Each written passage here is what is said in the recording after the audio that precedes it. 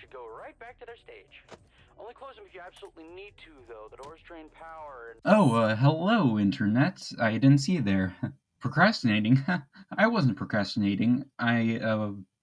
We're talking about Minesweeper today. The computer has evolved quite drastically since its inception, going from massive government monoliths to something present in everyday workplaces or even your average family household.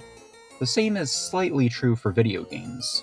You see, after they escaped government containment, games were largely marketed as toys, and as a result, wouldn't be experienced quite as often by adults.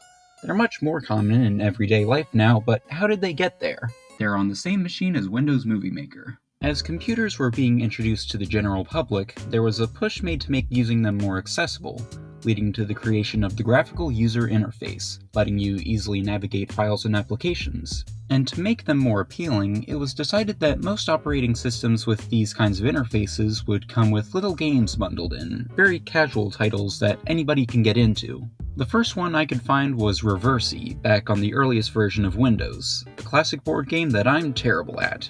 Seriously, I tried so many times, and even when abusing the hint system, I only won by 4. Unfortunately, I had a similar experience with Solitaire. No matter how much advice I got from people who actually knew how to play the game, I was never able to complete a round. But I was actually much more hooked on it than Reversi. Even so, these are both very common tabletop games. What's a kind of game you can only do on a computer without risking your life? Windows 3.1 gave us Minesweeper, a pretty simple game where you have to clear all the numbered tiles in a grid while avoiding the mines. I've heard a lot of people don't understand this one, but it's one of the few I got the hang of. The number on the tiles are indicative of how many mines are around them, and you can easily find mines on the corners and edges. Sometimes it does come down to luck, but I've gotten pretty good at the game. There were a few more card games after this, and while I don't have much further to say about them, I do have a lot to say about the next games that showed up. Hover is an interesting one to bundle in with an operating system.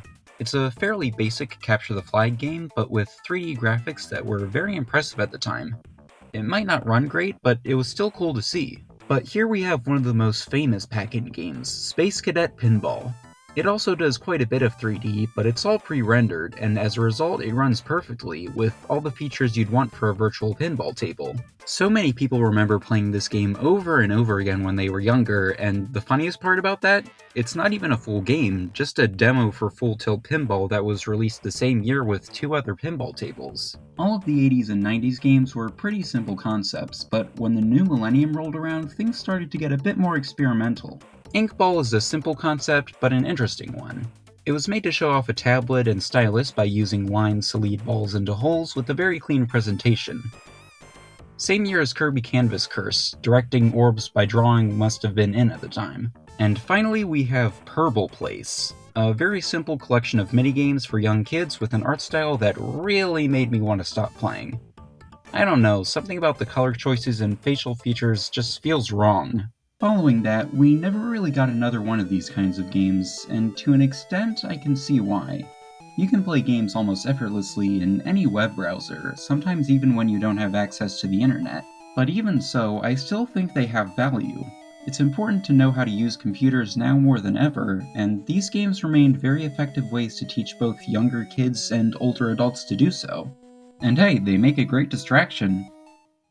Wait, no.